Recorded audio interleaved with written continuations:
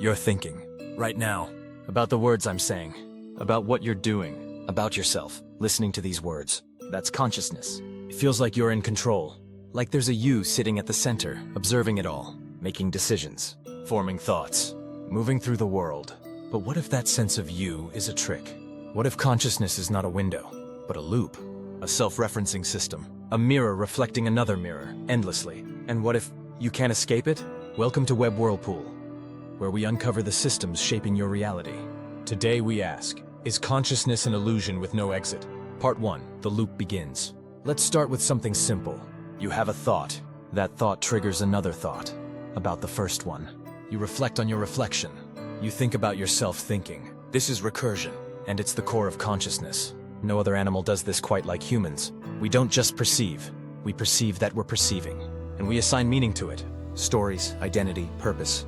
But there's no clear beginning or end. Just feedback. You aren't just the one thinking. You're also the one watching yourself think, and the one wondering who's watching the watcher. It never ends. Part 2. The self is a story. You believe there's a you inside your mind, a solid, stable self. But try to find it. Try to locate exactly where you live in your thoughts. You'll notice something strange. There's no core, no anchor, just a stream of sensation, memory, emotion, imagination, all tying itself together with one word. I am happy. I am scared. I want more. But the I is a placeholder, a narrator retroactively claiming ownership of thoughts it didn't create. You're not driving the car. You're watching it move and saying, I meant to do that. Part 3, the illusion of choice. You think you make choices, but where do they come from? A desire arises. You respond to it. But did you choose the desire? Did you choose your upbringing? Your genetics? Your traumas? Your brain chemistry? No. So how much of your free will is just the automatic unfolding of conditions you didn't control? What if the loop of consciousness gives you the illusion of authorship, when really you're just reading from a script? A script written by evolution, environment, and entropy. Part 4. Time is part of the loop. You experience time as a linear thing, past to present to future. But your consciousness only exists in the present.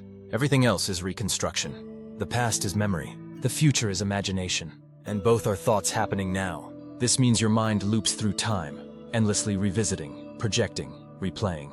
You reflect on what was. You worry about what could be. You tell yourself stories about what is. But you're never fully here, because consciousness is always referencing itself, and in doing so, pulling you out of the moment.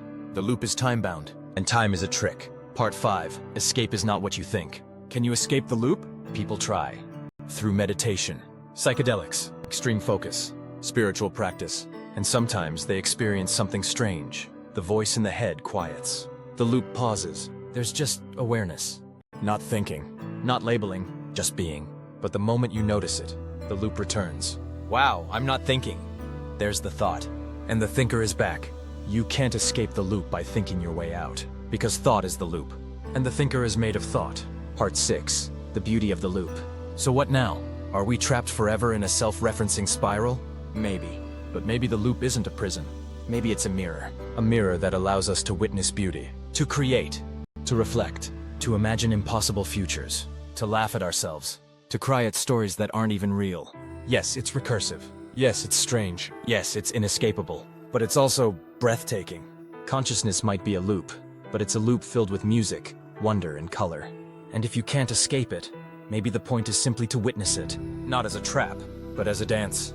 This is Web Whirlpool. Thank you for watching, and thank yourself for noticing.